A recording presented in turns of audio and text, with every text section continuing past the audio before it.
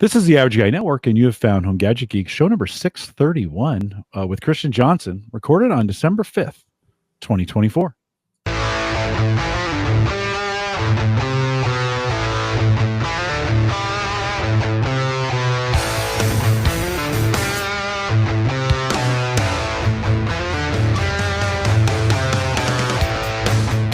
Here on Home Gadget Geeks, we cover all the favorites, tech gadgets that find their way into your home, news, reviews, product updates, and conversation, all for the average tech guy. I'm your host, Jim Collison, broadcasting live from the AverageGuy.tv studios here in chilly Bellevue, Nebraska. Of course, we post a show, and I'll get them from Christian with some world-class show notes out at the AverageGuy.tv. If you haven't been out to check out the show notes in a while, I say this to you every week, check them out. We've actually, AI is kind of helping me with those show notes, and they're doing some good stuff, so you can check them out. Head out there for this show, the AverageGuy.tv/HGG631 will get you there and take you right to it. Big thanks to our Patreon subscribers who are faithful every single month. I just got paid for that, and I appreciate you guys doing that. We have a $5 plan that's available for you. Head out to the AverageGuy.tv/Patreon 1 month or as many as you want. Many of you just stick with it. Appreciate you guys doing that. Thanks for supporting me on Patreon. And then, of course, if you want to use it, it's that time of year. Christian, are you done with your Christmas shopping? No, I'm usually always a late bloomer on the Christmas shopping. So I will say I have a good number of the ideas prepared slightly ahead of schedule for where I normally am this time of year. But I pull the trigger pretty late in the game usually. So yeah, but you get it done, right? As you're doing it, just go out to the AverageGuy.tv. There's a little on the upper right hand corner, right near the Maple Grove part, right above the Maple Grove Partners plans. Which, by the way, still $10, Christian. How do you do this? How does that? How can you? Everything else is more expensive.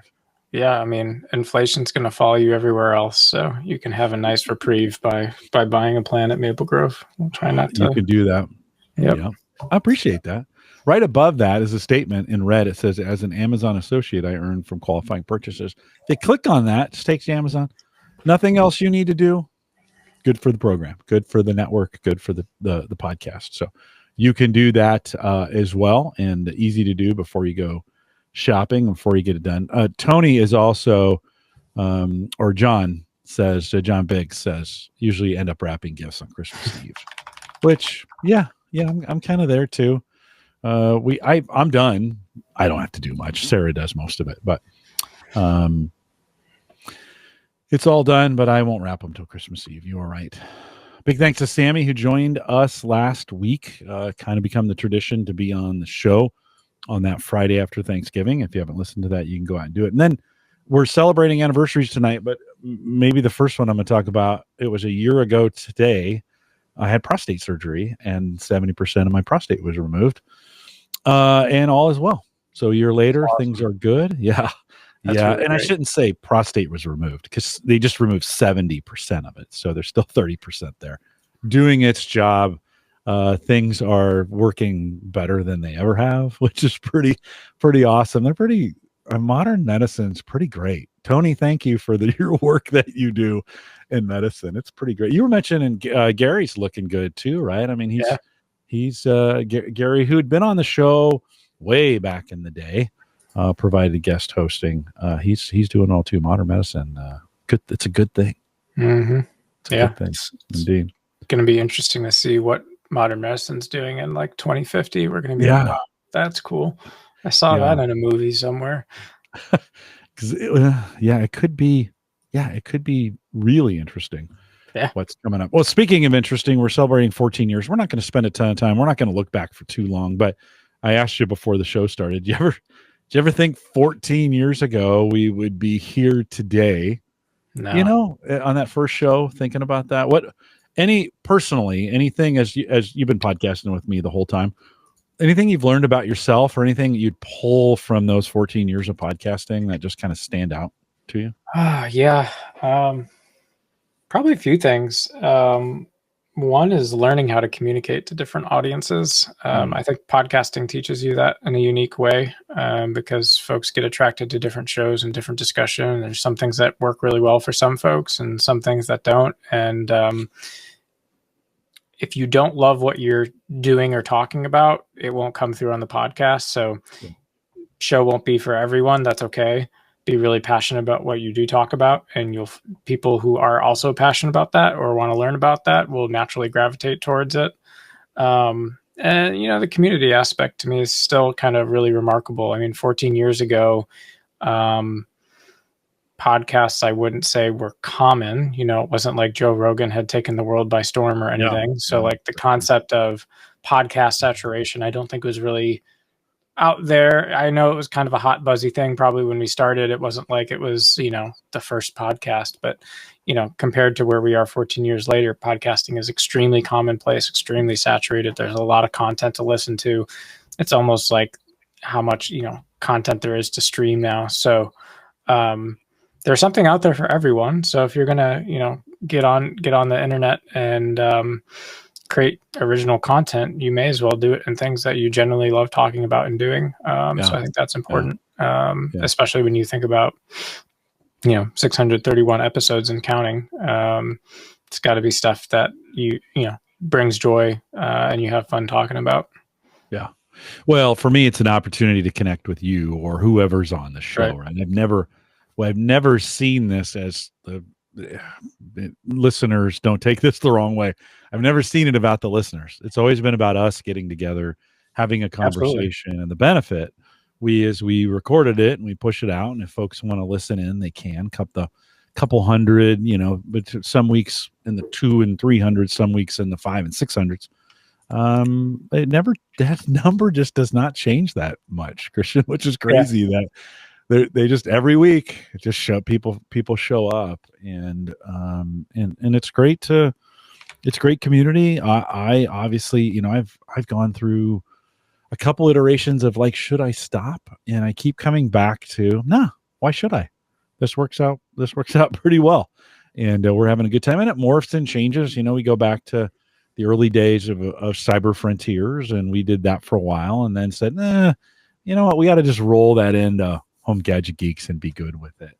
Yeah. And we did, and successfully. Those are still out there if you want to go listen to them. But anyways, I appreciate for you listening and joining us live. Appreciate you guys. For the 14 years we've been doing this, and on a crazy Thursday evening in December, 14 years ago, we cranked out the very first one of these, and I go back and listen to it and go, oof, got some work to do. And we got most of that work done, I think, in a lot of ways. So some good stuff. So I think thanks to all the folks who were a part of that. And I'd start naming names, but I would forget people. So appreciate everybody. And for you listening, appreciate you guys as well. Speaking of appreciating, Christian, you announced last time you were on, you are a dad to be. How's that going? Everything good so far? Everything? Yeah, it's going awesome. We're on week 24. And I should probably ask that in pre-show just to make sure I didn't step in it. Everything's going well. We're good. We're enjoying it. So I asked the audience to submit some dad jokes since you're going to be a dad, right? And Brian was kind enough to give us some dad jokes. We have about a minute of those, so don't fast forward through them. Brian took his time on this. Christian, take some notes. You're going to want these. And Brian, thanks for sending them in. Here they are.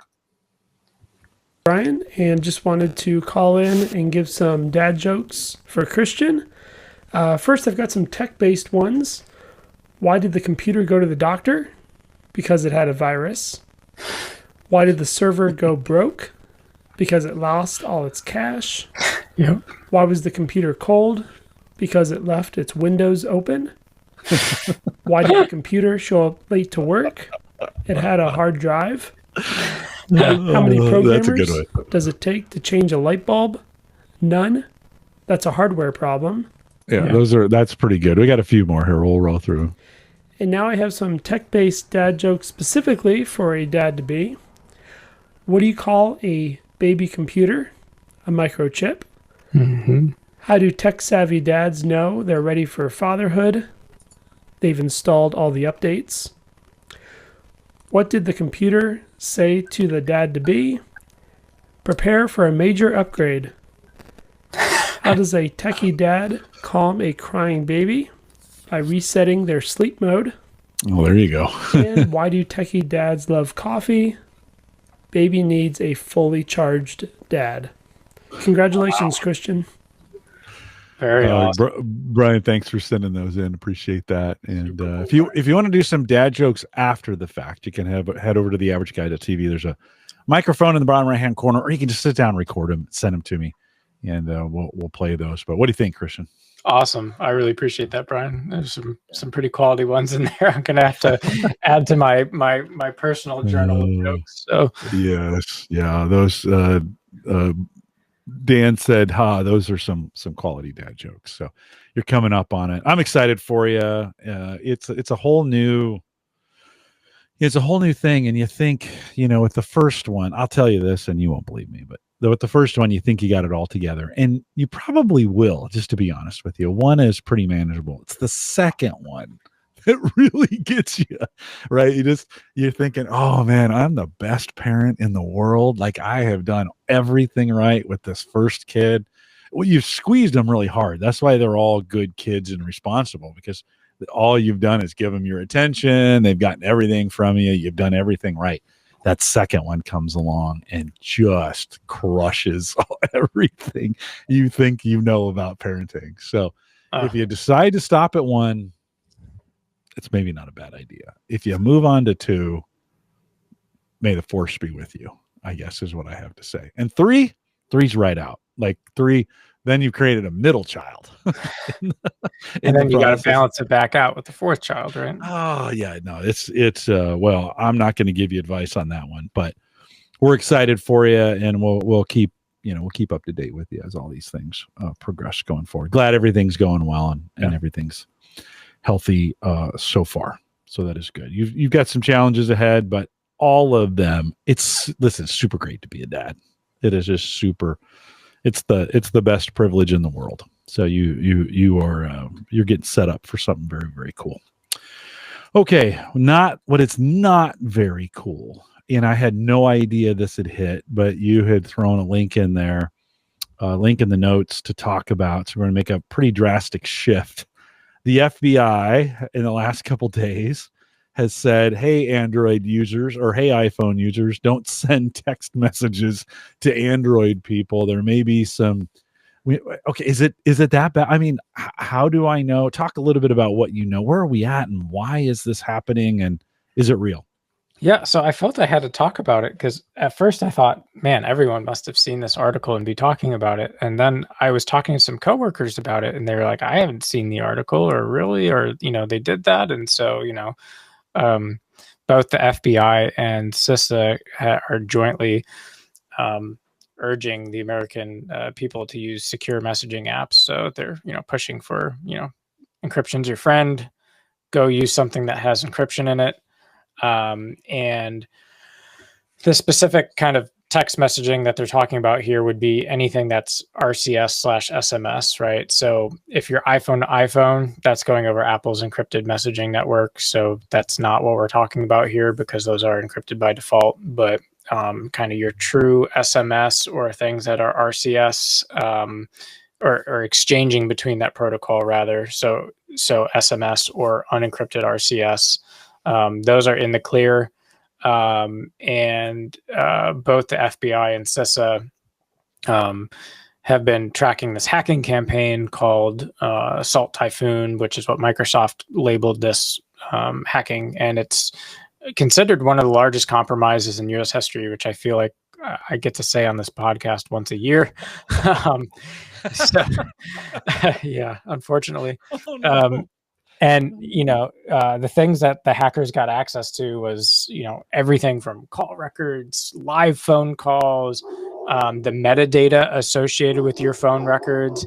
And they're even talking about classified court orders being caught up into this, according to an NBC News report, right? So the ZDNet article that'll be in the show notes that was written by Lance Whitney, who's a contributor over at ZDNet, does a pretty good job giving a high-level characterization of what that communication was from the FBI and CISA. And I just think it's really interesting because it's not every day that you have,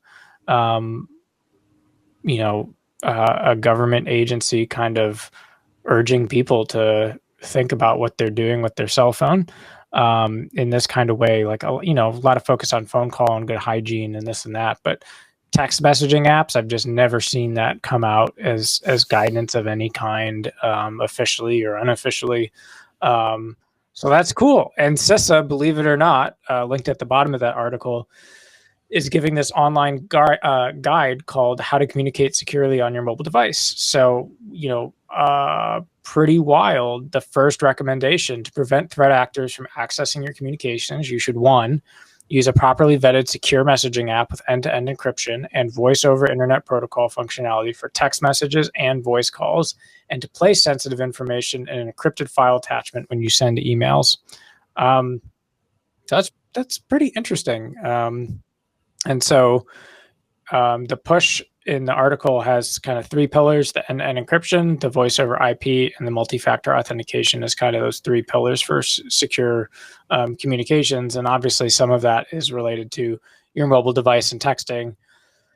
Some of that is related more towards how you use email, etc. But I just thought, that was pretty novel news that made its way around this week. And I was kind of surprised that, a lot of people who are very tech oriented in my life were like, no, it's the first time I heard it. Yeah. You dropped it.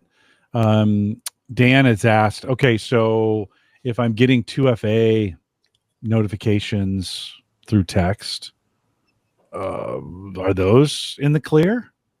Yeah. I mean, all of those messages are often, so you can, so I have an iPhone, right? So like if I go and I look at some of my challenge pins I get, right? Some of them do show up as coming from the Apple network, but a lot of them are just going to be plain SMS/RCS. So I would not assume that your 2FA text messages are coming over a protocol other than SMS. And so that really means that you're ideally, if you can use the authenticator apps or something that is not a text message based MFA, that is always the most recommended solution. And that's not only because of the concerns around these texts being in the clear or being compromised, but also prior to that, there's been a lot of phishing where people get their SIM cards, popped or cloned, or they basically clone your SIM card and get your account turned over to their control. And then all of a sudden, all your text messages are going to a phone that you don't own.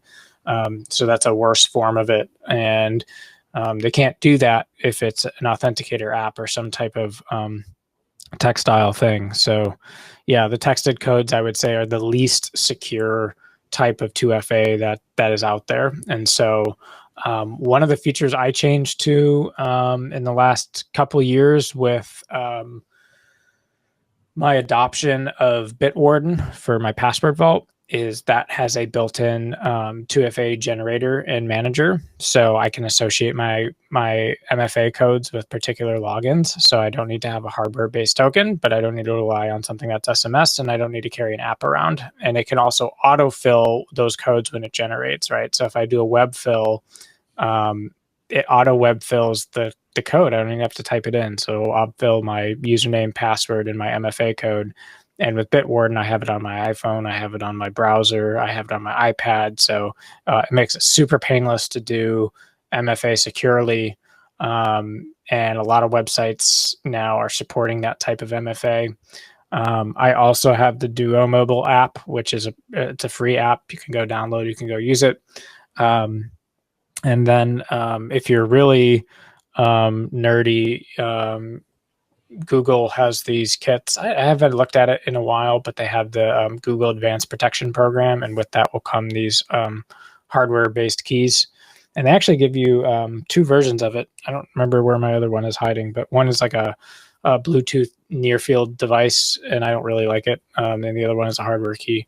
And so that's, if you want to go truly to the hardware-based MFA, I recommend something like that, or a YubiKey. Most people probably aren't going to want to do that, especially like if you're on your cell phone and you're trying to log into something. It's probably a little bit annoying. But that's kind of the rising scale of gradient from least secure MFA options to most secure that I think are pretty accessible to the average guy at this point. Jeez. So, oh my gosh. As I think about this, I'm like, oh crap. I just, I've been spending all this time. I'm still trying to leave LastPass and get everything over on Bitwarden. I got about halfway there. There's a lot of stuff, right? Yeah. Got about halfway there, and then life got in the way. It's still working on it. Do I need to? So now with something like this, do I need to think about? Okay, if I am getting 2FA passwords, I need to think in the moment, do I need to go change this at the place that's giving this to me and think about how do I get it? Are there some things I can check? Is there a way for me to force this between? I mean, certainly for these providers, I think about, maybe bank providers or whatever, they got to be thinking, hey, we're providing these 2FA codes through text. Mm-hmm. Is there some things they could be doing to do this more encrypted? I don't know. What are your thoughts? I mean, so like, for example, if Capital One's a pretty large bank, a lot of these types of banks now are offering MFA that has nothing to do with sending a text message. I think a lot of the smaller regional banks do SMS text messaging because they know it's something that the vast majority of their clients are going to have the ability to enroll in. But a lot of the banks are looking or have already implemented the other types of MFA. So I think it's the size of the bank and how much of a tech-focused culture that they have.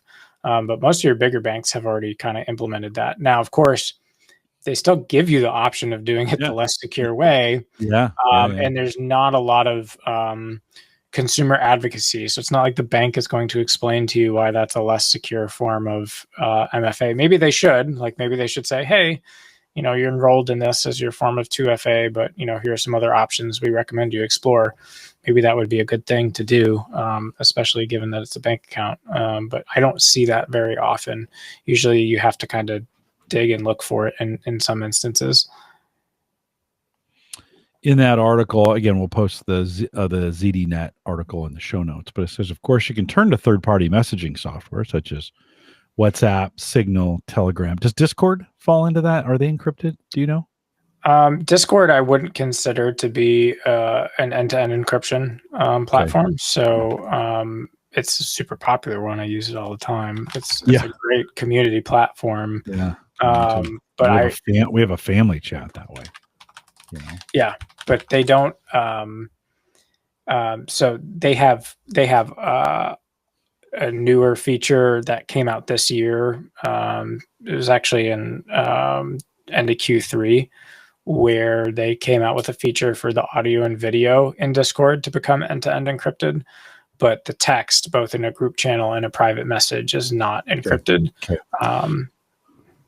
WhatsApp, of course, I think, and this is a weird one. Everybody else in the world uses WhatsApp.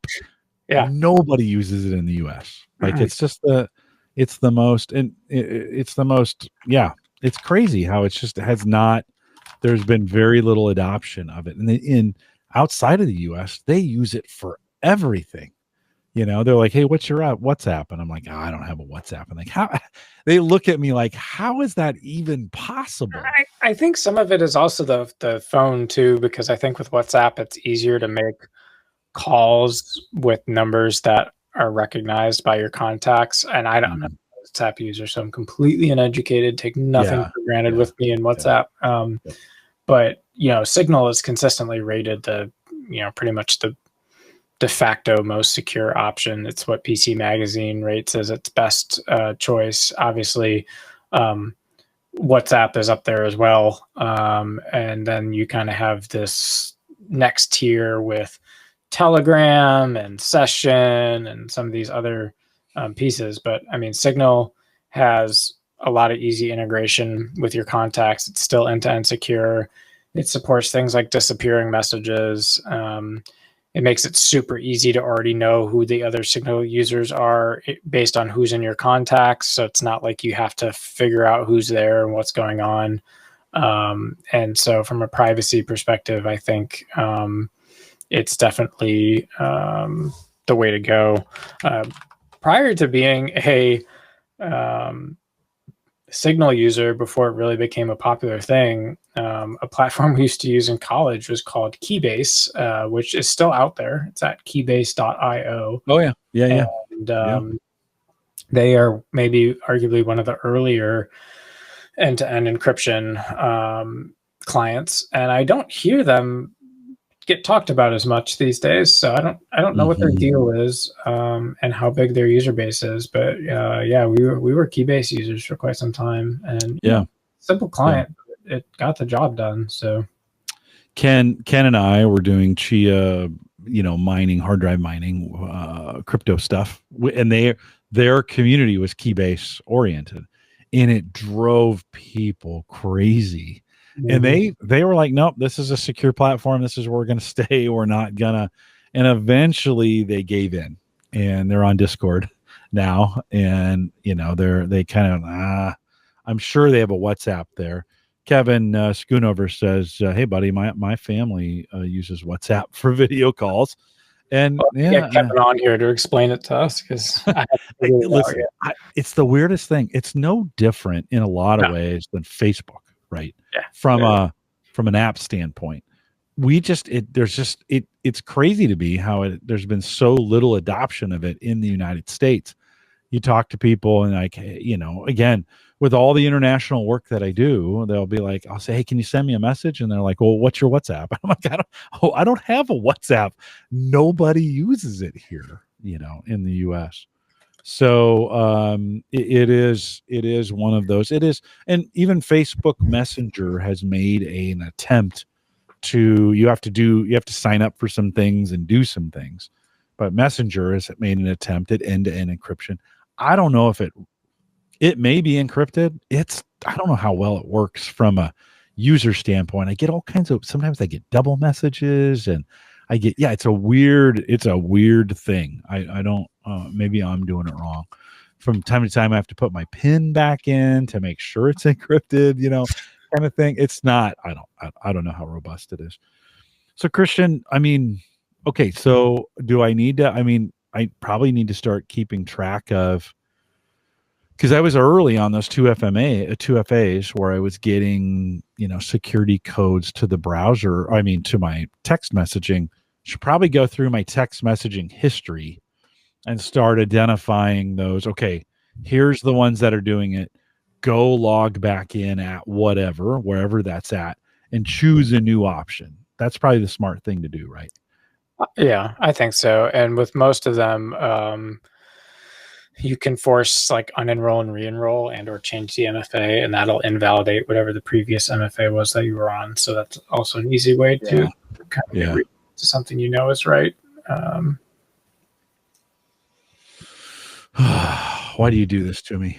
You always bring bad news. I have to bring the bad news so that people can, find the silver linings out of it, I guess. I don't know. Yeah. Try to keep you guys prepared. Yeah. So, but it really just kind of tells us then, and I've never really paid attention on the SMS side of whether I'm getting messages from Android users or if it is iPhone users. Is there a way for me to know? How do you tell? I don't know how to do that. So you're on iPhone, Android? Yes, I'm an iPhone. So on iPhone, Sarah's Android. So like all of our, although we use Facebook. That's amazing. Most of the time. Yeah. So yeah, I wouldn't recommend Facebook Messenger as security system. But so if you're an iPhone user and your text messages that you're receiving are blue, that's coming from another iPhone user. If they're green, it's coming from an Android phone. And in addition to that, if you look at the bottom of a thread with an Android user, which I'm looking for, you'll see if you open that thread up and you click to type in for a text message, in my case, it'll say text message and a little bullet point, and then it'll say RCS. So that's telling you you're going over the iPhone to Android kind of messaging protocol. And I believe the if it's Android to Android via RCS, it's encrypted. But if it's iPhone to RCS, that's not going to be encrypted. And if it says SMS, it is also not encrypted. So pretty much, and then if it's an iPhone user you're talking to, it'll just say iMessage. So I don't remember what version of iPhone they introduced this, but it's a little subtlety right there that you'll see in the plain text before you start typing a message. Oh, yikes. oh, yikes. Okay, I don't have colors turned on, so that won't. I don't see that, but I do see in the message all the way at the bottom. For you, it says iMessage. Like for those. So for my buddy Mike, it's going to be iMessage. But I do see I have a one going in between Sarah and my daughter-in-law where it says text message -RCS. That means they're Android, right? They're Android users, right? And then I just got Sammy was in an auto accident, and I was looking at the text messages that I'm getting from my insurance company, and those say text message SMS. Yeah. So those are unsecure messages coming across. Chances are somebody else is reading them at this point. Is what. Yeah. And if you look at those threads where you're getting 2FA codes from various websites, you'll 90% of the time it'll say SMS.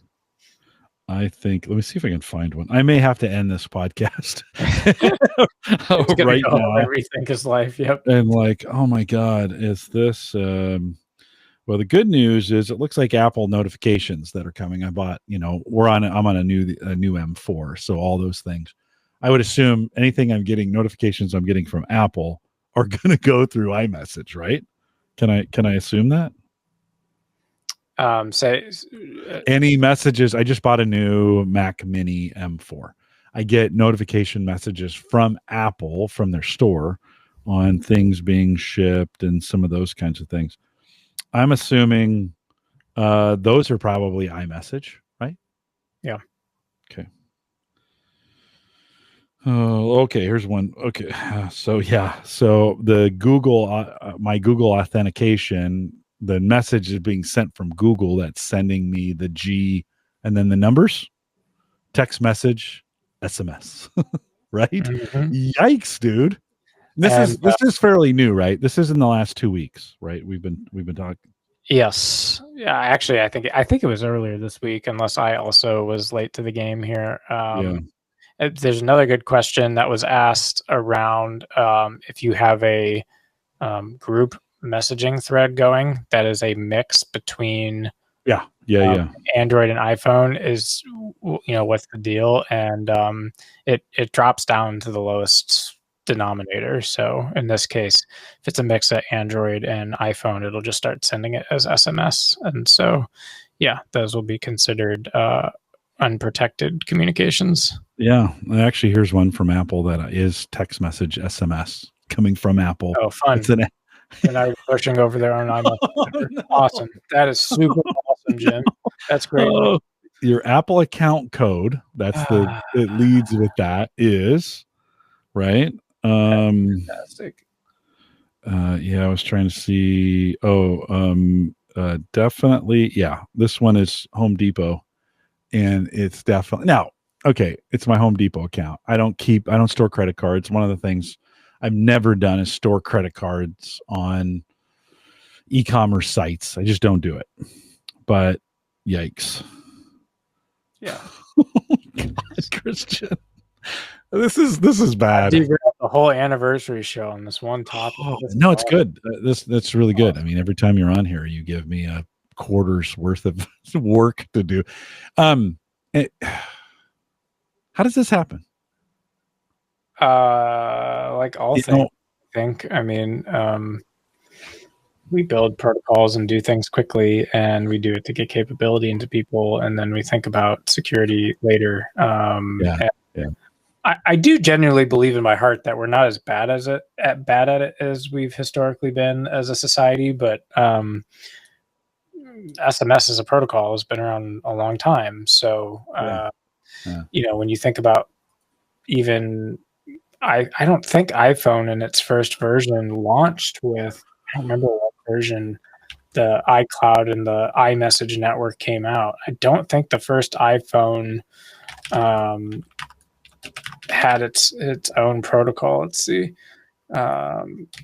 iMessage was created in 2011 with the launch of iOS 5.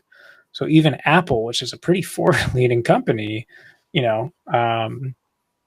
we had several releases of iPhone and iOS that just sent SMS. I mean, that was the protocol for sending text messages at the time. And so that's pretty cool. And then, in the we're finally getting to the point, Joseph called out in the conversation, that Apple's also working to adopt end-to-end encryption for RCS. So that will help a little bit with newer Android phones talking to iPhones. We'll get the encryption turned on, which will be great. But yeah, SMS, it's just, it's almost like, TCP, IPv4 type primitives just for phones instead of the internet. So yeah. Well, it's awkward that we've put in security protocol things into it that, well, let me say, I'm assuming this is happening because of the AT&T and Verizon hacks that have been going on, right? That have not really gotten very much. I mean, they've been talked about, but haven't been getting a lot of press. And I'm assuming, is this all tied together? It is. I'm like I said, I don't know why it hit people's news feeds differently. I felt like in some places when I went back and looked, it did get a lot of attention, and some other places it didn't. Obviously, the Salt Typhoon actor that Microsoft's been tracking has been happening for quite some time. So, why we just get a news article about it this week, and maybe that's, catching up to the level of discovery and understanding of what's going on. But, don't know what else to say about that particular aspect of it. As a historical anecdote, I went and looked up at the history footnote on SMS here, which the protocol itself was developed in 1984, but it wasn't until December 3rd of 1992, so that's another milestone close to the day we're recording here, where the first SMS text message of Merry Christmas was sent between Neil Papworth and Richard Jarvis at Vodafone. So yeah, SMS as a protocol was around kind of the same time a lot of the internet primitives were being built. So it's kind of, it falls in that same story arc, which is pretty funny. Well, crap. I got some work to do. Tony says he's been deleting accounts, very long passwords, using services like Incogni and to become more secure. Thoughts on, he also asked thoughts on the new Apple Password app. I haven't used it, although I saw that it went on my phone. I think if you have not transitioned to using something like a Bitwarden or otherwise, and you're just looking for something simple, it's a secure implementation. I think it's great that we're finally getting more features like that just built into the OS platform, etc. Like, it's interesting to me. It would be cool to see something like Windows and iOS follow along with that, or Mac OS follow along with features like that. I guess technically both Mac OS and Windows have like a vault, but I don't know that it does a great job. Well, the browsers have vaults. It seems like everybody's offering. Yeah, it's pretty bare bones. I mean, for me, like, I have no use case of using it just because Bitwarden works really well on the iPhone. I'm actually super happy with how that's been going. And it works great in the browser natively as well. So, and Bitwarden web app works really great when you're on the go and you're not on your own machine and you're using it somewhere else. So, personally, I'll stick with that, but I have no concerns about using the new password app that is being bundled with iOS. And I think it's great that they're doing it. Wow, it's not what I thought you'd say. on that one. That's a first version, it's there. I've been having trouble with Bitwarden on my iPhone in that it's asking me to authenticate every single time. So every single not just every single password, or every single site. So yeah, I had similar experiences, and the thing that changed my life and made me no longer frustrated was I decided to cave and use Face ID, and ever since then it's really a great experience with the Face ID. Because then I'm kind of happy. It asks every time, but it's like a half second for it to recognize the face, and then it autofills perfect. And so I was doing the same thing. I was constantly in Safari typing the password, and it was starting to drive me nuts. And I turned that feature on, and I'll never go back. It's in Bitwarden itself, right? Yeah. It's a setting within Bitwarden. But the other thing about like, why do I trust the app that Apple's bundling? I mean, Apple has a really good track record with iOS security, so I'm not particularly concerned about, it would be one thing if some new company or some new organization stood up a password manager overnight and was like, hey, use this thing, it's a new thing. Like, it's not a super vetted who it is, what it is the source code, right, etc. Whereas with Apple, not super worried about it. Apple does cool stuff. Can I just say, if we're going to talk about privacy and security of phones that goes beyond texting, I recently changed and set up a iCloud family subscription plan through Verizon as part of their like new bundles where you can mix and match an ungodly number of different subscription services. And so I did that to change my bill recently because they were getting frustrated that I was on an old cell phone plan and they try to kick people off old phone plans. It's fine. So I was like, okay, what the heck, let's do it. And one of the best hidden gems of iCloud, because as you all know, I don't store things in iCloud because why trust a cloud, which is an oxymoron of my life. So I'm not discouraging you from that. But a really cool built-in feature for iCloud Plus is private relay and hide my email. And so I cannot speak highly enough to how freaking cool those two features are and how easy and seamless Apple makes that to turn on and use. So with the private relay, you're getting a built-in VPN service to your phone. You don't have to set it up. You don't have to configure it. You're not paying anything outside of the iCloud subscription. It just works in Safari. Your IP address is fully anonymized. Your ability to be tracked is going to be significantly minimized online. That's fantastic. And then as like cherry on top, they offer a hide my email feature for your every email account you have on your phone. So if you're signing up for a new service or you need to provide your email address in a web form and you don't know if that website's going to be hacked in 2 years or not, you can use the hide my email feature. It generates an on-the-fly iCloud anonymous address, basically a disposable email address that then will forward that message to your actual inbox so that you never have to worry about that disposable address getting compromised or leaked. And those disposable addresses can be set up as one time. And so really, really, really cool to see that level of just kind of built-in security coming with the subscription-based services from iCloud and having it go beyond, I guess it's considered an iCloud Plus feature, right? So that is really a highlight for me. And $10 a month, right? For you do the 2 terabyte. They have a 200 gig plan for like $299, and then so I think I did the 200 gig plan because I don't store a lot in iCloud, right? So I'm paying $299. If it's for the individual, yes.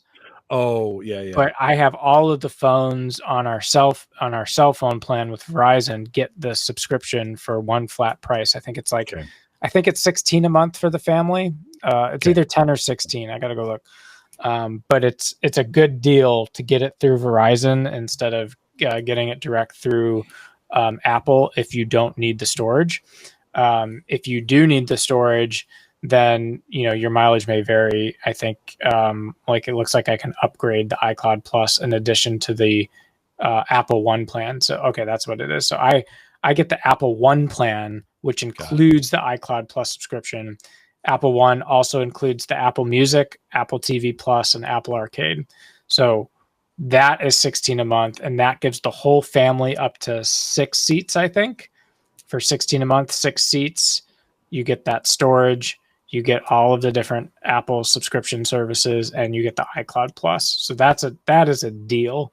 And then on top of your Apple One subscription, if you want to upgrade the storage, like, yeah, you could throw on another 200 gigs for $3. You could throw on another 2 terabytes for $10 a month, etc.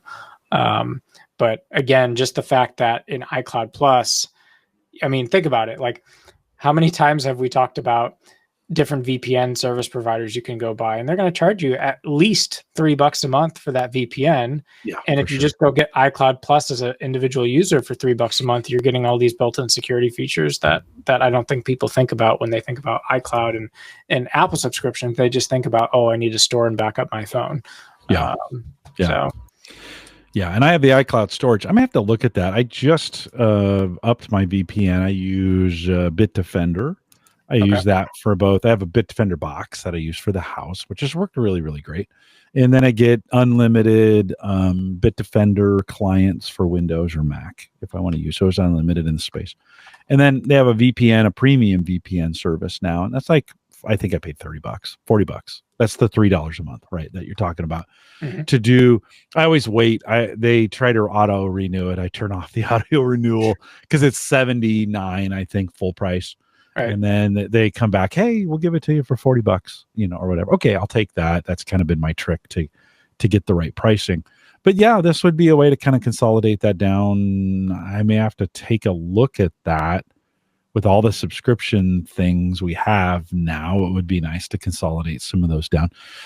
We got some good comments coming in. Let me talk about these in chat. Christian, you can respond to them. Joe says, I'm hesitant to use any messaging app that the FBI specifically recommends. Well, you don't have to trust the FBI for it.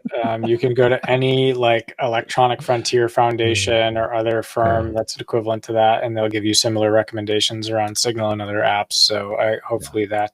But I love the tinfoil hat thinking. It's awesome stuff. It's not just threat actors at times, right? I mean, we learned this couple years back with the NSA, right? So John says, I'm loving Bitwarden for long password generation. It does make it a lot easier.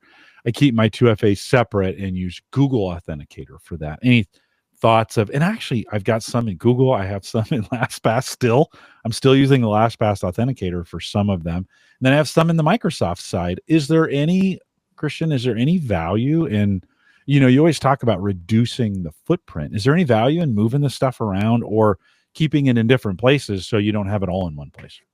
Yeah, I mean, I think the advantage of that strategy is that technically if your master secret became known or your vault password became known, then it would defeat the value of the MFA, because then basically if they learn that vault password, then there's no separate step they have to get access to your MFA. So keeping them separate is probably a good security practice.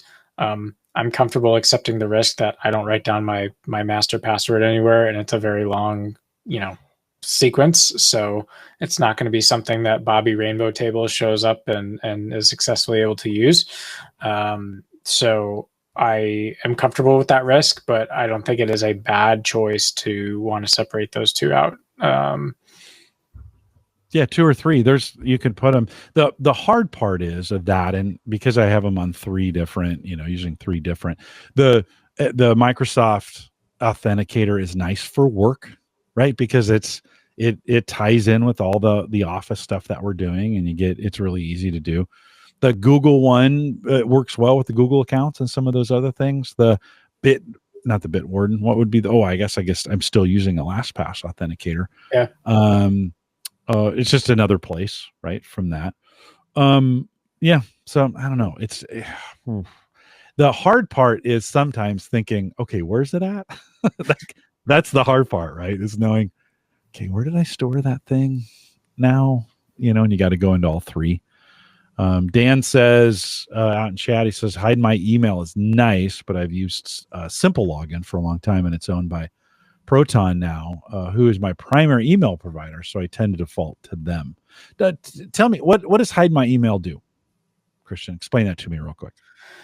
It is similar to what the so like the DuckDuckGo is one example. I don't know if they call it the same thing or not, but the equivalent feature in iCloud Plus, basically it's generating ephemeral temporary email addresses that you can use for any web form that you fill out or deal with. So, you know, a lot of times what happens is you'll create an account or you'll sign up for something or you'll check out at a store somewhere and it'll want your email address. And then later those emails get compromised and then you constantly get spammed and people start trying to send you phishing stuff. So the hide my email is basically a disposable one-time use email forwarder that will, you know, allow you to fill out that form with a uniquely generated address in this case, like at iCloud.com is what it'll show up as. And then that email address will get forwarded straight to your actual inbox. So, you know, for the vast majority of those forms, it's not like you're responding or replying to those emails. A lot of them are no reply boxes anyway. So this is just a security measure to protect your email address from being, you know, part of the next data breach and kind of giving you that peace of mind and privacy as well in transacting online. I have a Yahoo account that I kind of use for that purpose. Like I don't do anything with it except sign up for stuff with it. It's probably not the right way to do it. It's been compromised 9 times. Wow. Yeah. I mean, it's shown up on 9 different lists, right? And it does get spammed a ton. I don't do anything through it for the most part. It's kind of become my spam email. But it probably sounds like, and I've thought about this before, it's just so hard to do that. Because I've got things like my Amazon shopping account is actually tied to that Yahoo account. So I should probably go in there, move it, get it changed, and then probably shut those things down. But it's hard to do that stuff. Like, I mean, I've had that email address for 1,000 years. Yeah. You know, since the beginning. Tony asked a good question, and since we've talked a lot about LastPass, have you followed them at all? Have they done anything? I've seen some announcements come out. It seems like they're trying to harden some of the things they're doing. Thoughts? I haven't looked too closely since we last talked about it, so I'm not up to date on the latest news of what they've been up to. I think they've had some ownership changes this year. I think Francisco Partners and Elliott Management are now owners in LastPass, so maybe they have changed some of the leadership structure as well, or at least the investors that are paying the bills for LastPass are, you know, help driving the company to keep making improvements. So, but outside of that, I have not tracked too closely how their journey is going. I started the process of moving, you know, I would go in, move some things over, do some stuff, deleted some notes. I think that's what they call them in LastPass. Some notes, moved some notes over. Got about halfway done and I ran out of steam. And, you know, changed the password and did a bunch of other things, took some stuff out that I thought, you know, changed all the banking ones, all the important ones to make sure they were changed and deleted off that system. But man, I like everything else. It's just hard to get all the way done, you know? Yeah. And I found that I went kind of, cold turkey, I think, with RoboForm. I think I ended up not having a bad experience getting them imported though. But the cleanup was, like you were saying, you know, you have to like do it in batches, and you only have so much attention span before you're like, okay, enough of that. So opening things and closing and setting and long passwords and changing them and so I just decided to try to get, you know, cut over first and then deal with, okay, this is how I'm gonna you know, go about well, most of the passwords you can recover through password management, right? I'm always worried I'm going to delete something, especially in the crypto space. I did a bunch of crypto for a while. I'm afraid in some of those notes, I have passwords of things. You know, we hear stories about the early Bitcoin people. By the way, Bitcoin, $100,000, right? Stuff. Yeah. That's nuts. Maybe we can talk about that in just a second. But the I'm always afraid, like I'm gonna, it's like I'm gonna delete a wallet, and then I'm gonna, 10 years from now, one of those things is gonna go crazy, and I'm gonna be like, oh, that was in my, I deleted it, right? And so I've been paranoid about not necessarily deleting those accounts. If I, Christian, so let's just take LastPass as an example. If I actually go in and delete, say I delete all of the passwords from the, all the websites that are in there, is that the same thing as deleting the account, or is it different? If you are individually deleting records within LastPass, then it's not like there is a restore function where you can undo the delete. Whereas a lot of times, if you're just like, I want to close my account, a lot of times the behavior in companies is different, where it's like, all right, like we'll close the account, and then like we'll kind of put you in stasis for 30 days. And if you decide to change your mind or whatever, we can magically resurrect you. Now, I don't know if that's the case with LastPass and what their deletion policy is, but that would be the thing that I would look and index on, because if you're slowly going through and deleting each one of those, I don't think you have to worry about like ghost copies running around. And also, technically, because LastPass enables or implements local-based encryption, it wouldn't even matter if there were ghost fragments of that around. But but in terms of like a data cleanup perspective, enumerating the individual records, I think is, it's not like the company is going to constantly be creating backup snapshots that reflect every single time you're taking a mutating action within your own kind of account. So, it would be smart just to end it though, right? End it, close the account, have them delete. I'm assuming once you close the account with them, it deletes all that stuff permanently. You're right. They do have local. I mean, the encryption is done. They don't keep anything there, but correct. Some things. Oh geez, now I have a long weekend of work to do. Ken is saying any tips on blocking spam calls on iOS? This got out of hand during the elections. Like I heard everybody complaining. And like I'm a T-Mobile customer, and supposedly they've got some software to help with this on the phone. It didn't. I got all kinds of. I mean, text messaging was out of control. Certainly, thoughts on that? So there is a feature. I'm less familiar with Android only because it's been a while since I've had an Android phone. But for iOS, starting with iOS 13, they have a feature called Silence Unknown Callers, and you can find that in the settings tab. And what's interesting about that is it's not super often you will get phone calls from people that are not in your contacts. I'm not saying it doesn't happen, obviously, especially if you're taking a lot of business calls, etc. So that is one way if you just want like blanket coverage, so to speak.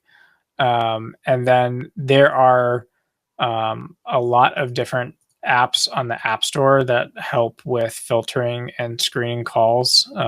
It's a hot commodity, and it integrates within iOS as well. So once you get one of those call screener apps, then in settings, in the phone settings, there's a section for call blocking and identification, and basically you can enable those apps, and it will allow the app to manage the screening of the caller ID. I've actually found that the built-in Apple doing it, where a lot of times it'll say like potential spam, has been incredibly accurate for mine. So that's been encouraging. And then also on top of your phone platform, usually you can enable spam screening with your provider as well. So like Verizon also has a spam screening service on top of that. And so a few different layers of control there. I don't know that any one of them is perfect per se, but I think it's gotten a lot better. I get tons of I- them. yeah, if anything, I thought I'd enabled all those things to stop them, including what you were talking about of not in my connection, not in my contacts. Yeah. contacts. They still come through. I have to double check. With it, but I don't answer any calls. Just to be honest, even if I know you, I'm like, you're going to voicemail. I just don't answer my phone. It's crazy how I've moved away from so excited to get a call to no, I'm not really. I mean, I'll answer it if I know it's you, I'm going to answer the phone. But for the most part, they're going to voicemail. We kind of ruined. That's kind of been ruined for a lot of people. Picking up the phone and saying hello. Yeah. Yeah. And obviously, text message screening isn't really a thing because it's like, here's the text, and rarely is it like it's not like there's a separate category for spam that it's doing by default. You can report junk, and I'm sure that helps the iMessage network filter out. I don't know if it does. I've reported so many junk emails, or text messages. They just keep coming in. I wonder, will we get better at this, or will it just get worse? Do you think? I don't know that it gets better anytime soon. I don't know how much worse it can get. Maybe if you get to the point where everyone is on either iMessage or RCS, it's the SMS blast spam that is really I would say the most frequent type of spam-based texting, right? So you're not really going to get spam if you're on iMessage unless someone has an iPhone that's on the Apple network. So that in of itself is a barrier because it's not like someone is, programming an iPhone to then send over, like that would get flagged very quickly. So in a way, the silver lining, I think, is that as SMS as a protocol gets deprecated, will it? Do you think it will? It's like anything. It's like IPv6 is supposed to replace IPv4 as a layer 3 protocol, and we're still only at 50% adoption, and so we may get there at some point. So I don't think that they would ever turn the lights off on SMS at some point, but I think if RCS and iMessage start to represent the vast majority of phone-to-phone communications, then the algorithms and the filters get a little bit easier to write to be, a bit more suspicious towards SMS-based communication. With this AT&T Verizon hack that happened a couple weeks ago, is there any way of going back? Is there any way of throwing those threat actors out? Are they in for good? Is this a new world we live in? I mean, it's clear the data dump is pretty damaging. So, it's not to say that they won't kick them out of the networks or secure the issues that led to the compromise and shore up these types of things. But in terms of the damage that they can do with the information they've already gotten, and potential uncertainties that may exist with, like, did they get footholds in places that people haven't discovered yet, like probably open questions, which is probably why the advisory came out, right? So I think the damage is significant enough that it has permanence, even if we could say with certainty that they were kicked out as of time.now. I think the damage is substantial enough that I probably wouldn't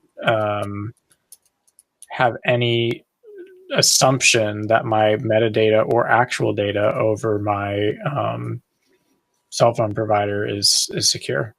Do I need to worry about the past or just the future for messaging?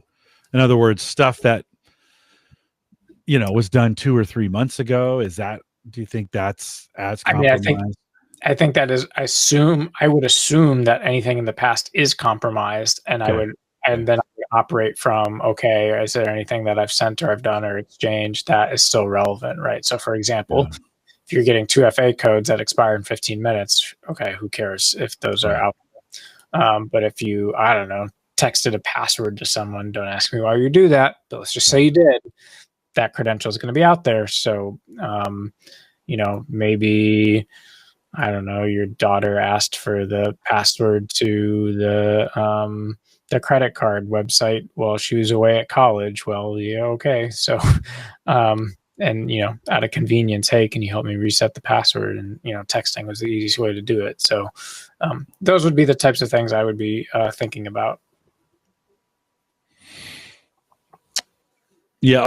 Well, okay. So you just eased my fears a little bit. A lot of those passwords, those 6-digit codes, are time sensitive. Yeah, they expire. So they come, they expired, they're done, right? Type deal. And even somebody who has access today, if I'm still getting those, somebody would have to act on those in that time period and have all the other pieces of information, right, to be able to. Yes. 100%. They would have to website, go in, know my username, and know my password to even get that generated to begin with. So it's not. I was kind of thinking, oh, I'm dead. Like, okay, this is the end of the world. I think cool. It's less bad than you thought. Then. Yeah. Awesome. Well, yeah. I mean, it still comes down to being smart. I mean, all of a sudden, the other day I sent Sarah a password for something, and I'm trying to remember what it was for. And I'm like, did I send that over text? Like, was that, or what did I, how did I send that? I'm looking through it right now. Mm-hmm. Like, how did I? It's just good hygiene. Yeah, absolutely. Thinking through those pieces. In a quick shift, and we'll wrap it here.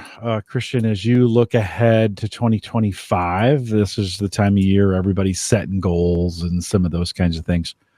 Tech trends that or things you're kind of keeping an eye on as we think about just the coming year? Yeah. So I know this will probably make people sigh because it's super saturated as a word right now, but sorry, here it comes. Get ready, get on the edge of your seats. I think the tool chain and compute stack for AI is going to continue to accelerate in 2025 in pretty meaningful ways. And we're seeing a lot of diversification now in both competition within the LLMs as well as competition within the hardware that runs AI. And so there's some really cool players in this space now, and we're seeing that ecosystem really grow. So I think that's a trend you're going to continue to see boom. I mean, this thing is just growing at a really exciting rate.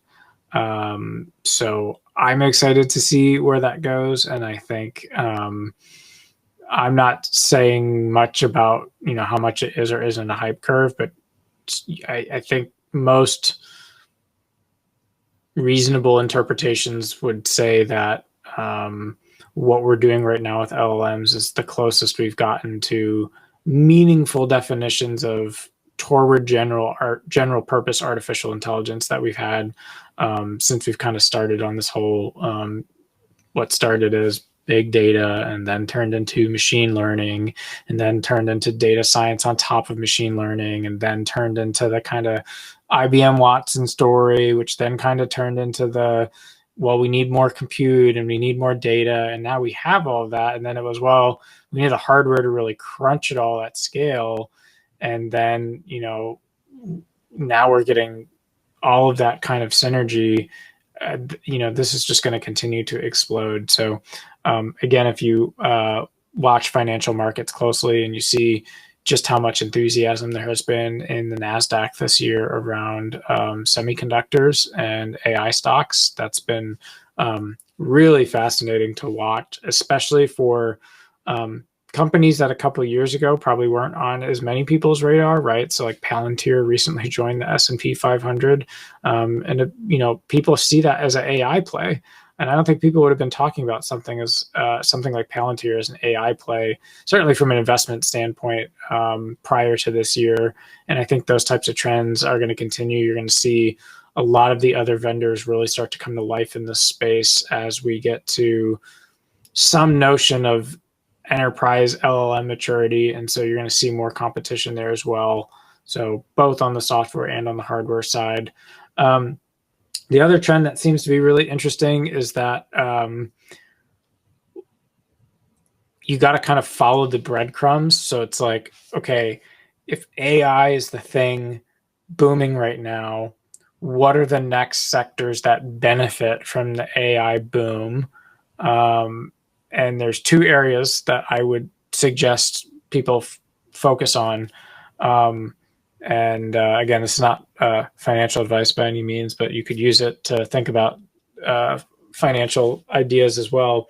One is data center space, right? So like, where are people going to land their, racks of H200 GPUs that they just bought for some enterprise startup that they're dealing with?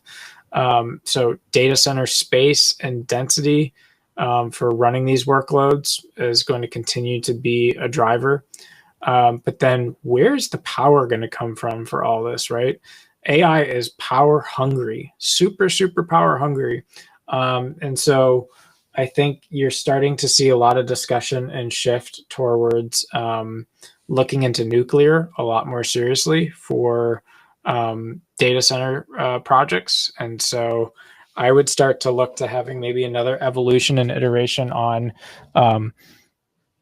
new sources, not new, right? Nuclear's been around, but applying those energy sources in more new and intentional ways to spaces that are going to be incredibly power hungry. Because I think we have a lot of undemand right now in being able to power the sum total of hardware that's going to be online to deal with this hardware. And if you look at like the new Blackwell hardware that NVIDIA is going to be selling next year.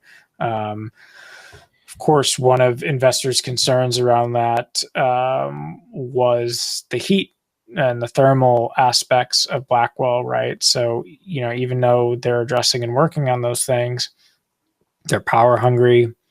You're going to have a lot of heat, so that a lot of draw. So, really understanding how we're going to iterate and improve energy technologies is going to be super important to sustaining the growth of the AI boom that I think 2024 really represented.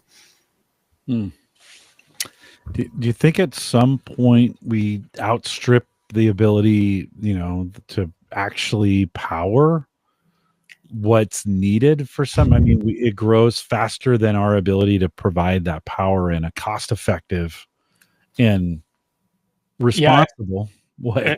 It's totally possible. I mean, it's interesting. You're seeing some renewed interest in people building supercomputers again too. And obviously, because that's, now they have something to refocus it on. And, right.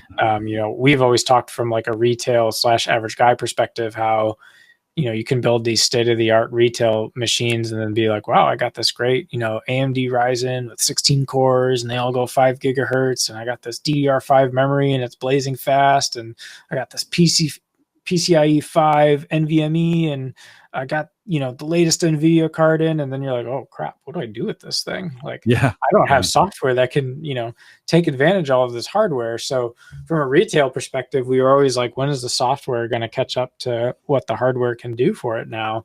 But certainly on the enterprise side, we're there where, AI is really driving the next generation of hardware demand. So I do very much think that it is possible we don't have the sum total infrastructure capacity that's needed today to support all the potential hardware and use cases that are floating around out there. And I mean, that's not even counting the crypto world, right? I mean, there's been plenty of studies of how much power it takes to run the blockchain. And so you have boom in crypto, you have the boom in AI. So hardware and how much compute density at what energy sources and factors you can get that operating at scale in is going to be, I think, a huge topic, not just in 2025, but probably you're going to see this be a theme over the next 2 to 3 years. Mm-hmm. Well, and both crypto and AI are still fairly gimmicky. I mean, yes, there's some applications in some places very specific that are doing some things, but so we still think about the general consumer. Most people don't understand the value of crypto or what it does. And I think in AI and the stuff, it's a parlor trick, right? For most people. Oh, I put a document in there, it can sum it up for me. Or I do some things. I ran a report the other day where I gave it a spreadsheet and I said, and analyze the trends here and tell me if there's been an increase in the number of the test scores over the last, I think I gave it 2 years worth of data. It worked pretty well for that. It's still a little bit, listen, I used to be able to write that in SQL. So it's not like it's just writing the SQL for me, right? That's the magic in some cases, is it's taking the query language that I'm putting in English and it's translating it to, because it shows me the query language that it's writing for me, and then runs that. Still, I think though, for a lot of people, still fairly gimmicky.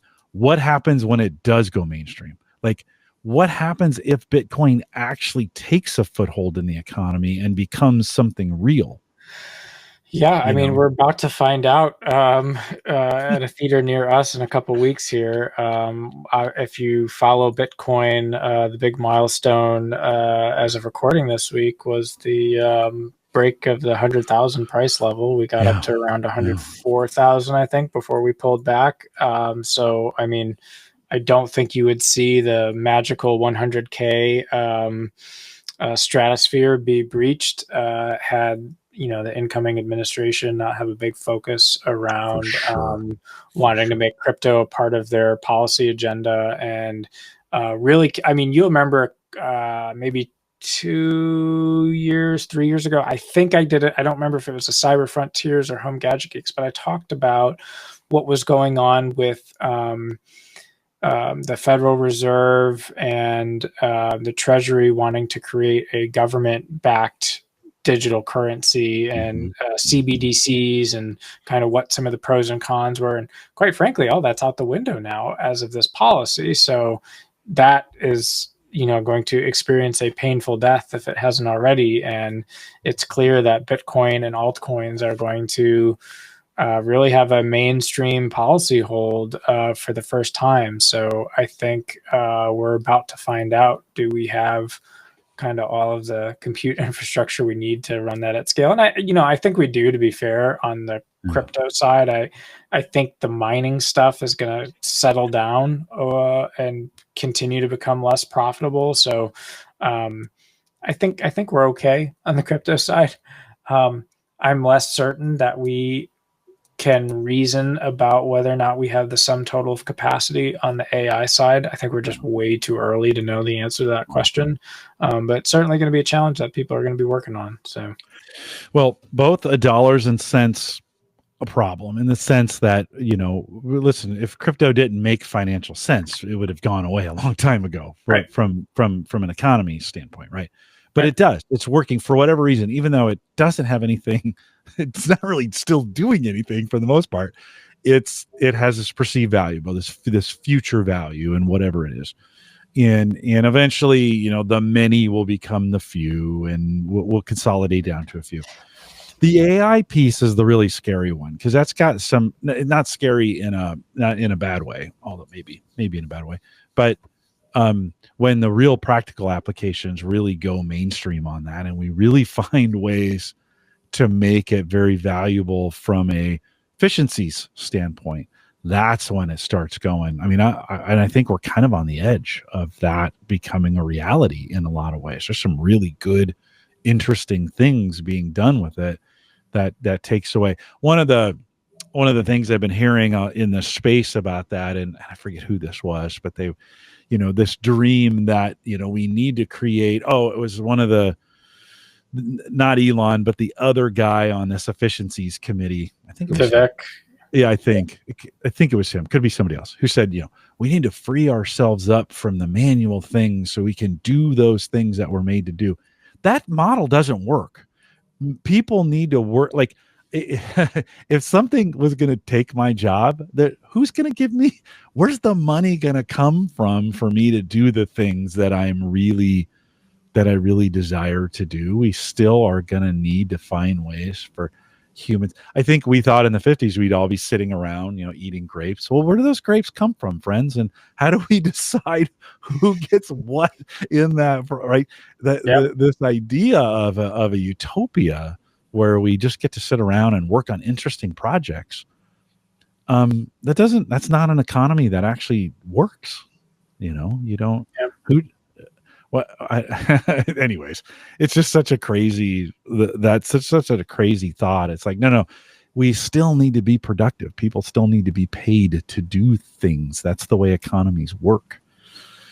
So it'll be interesting to see how this goes. But much like a calculator changed the way we looked at math and sped up the way we do things, the invention of the calculator has driven us to a whole nother dimension. I think AI, in a lot of ways, especially from a language standpoint, can push some things and make us better and more efficient. But we still got to do things in those. I don't know what they are. Maybe help each other. Maybe that's what we need to do. I don't know how any of that stuff works, Christian, but we'll get there as well. Well, some good thoughts, Christian. Always great to catch up with you. Thanks for spending some time with us tonight. Thanks for saying yes to the podcast 14 years ago. And it's been a pleasure. Wow. Pleasure. Privilege, pleasure. See? Yeah. That's what happens but it's been awesome. Yeah. That's what AI is doing to you. It's just the LLMs are corrupting my mind at this hour. Your brain is turning to jelly. Well, I don't know if we'll be here 14 years from now, but we will be here for the next 4 weeks anyways, on the live show. And if you're part of the regular podcast listener, Dave McCabe is back. Speaking of 14 years, Dave McCabe is back next week, catching up with him a little bit. He's got some things he wants to bring in. John Biggs, who's in the chat, John's going to join me, catch us up on some of the fitness tech and such that he's been using. We'll catch up with him. There's this little thing called Christmas coming up, so hopefully you're ready to go. And so that we'll be taking that. That's the 26th, and I'll be taking that night off. And then on the 2nd of January, Erin Lawrence joins us, and we'll talk about some gadgets for the new year and what she's keeping her eye on at CES. And so I don't have 14 years planned, but I do have 4 weeks planned. So come out and join us live Thursday nights, 8 p.m. Central, 9 Eastern, out here at theaverageguy.tv/live. If you want to join the Discord group, which Christian is a part of, by the way. I'm out there. The Last Jedi, right? Are you the Last Jedi? Are you? Is that it? Is it you? I don't know. I left that handle for people to derive their own interpretations. But I can tell you that Discord is probably like one of my favorite platforms. So if you tag me in a message, I'm in a lot of different Discords, by the way, so I read through different stuff. So if you don't tag me, I probably don't see your message. But if you tag me, I'm pretty responsive. So if emails are like, sad things, then just tag me in Discord or, Christian at theaverageguy.tv. You can still get me, and happy to chat. Leave that message if you got advice, if you got dad jokes for Christian. We'll still take some of those. Maybe Brian set a pretty high bar, by the way. So what we'll throw them in the Discord group. So if I get some of them, you send them to me, or you could post those dad jokes and tag Christian, tag me while you're doing it in the Discord group. We'd love to hear those as well. You can get those in there. Or you can leave them at homegadgetgeeks.com. That's a 30-second voicemail. Although Brian did that and they were blank. I need to check into that. So let's get that done in some way. And then I have to say it. The AverageGuy.tv platform, both web and media hosting, powered by Maple Grove Partners. Get secure, reliable, high-speed hosting from people that you know and you trust. Plans start as little as $10 a month. Chris can do a bunch of things for you. Visit maplegrovepartners.com today if you want to get more information. And it's Christian. You know him now. He's right next to me over here. And so get that done today. We are live every Thursday, 8 p.m. Central, 9 Eastern. Love to have you part of the live show. We'll hang around, not for very much of a post show, but for those of you listening live, stay around for a little bit. John, maybe we'll do the self-congratulatory backslapping, which there's a story behind that. I'll mention that here in just a second. Maybe we'll do that in the post show. With that, we'll say goodbye, everybody. Good night.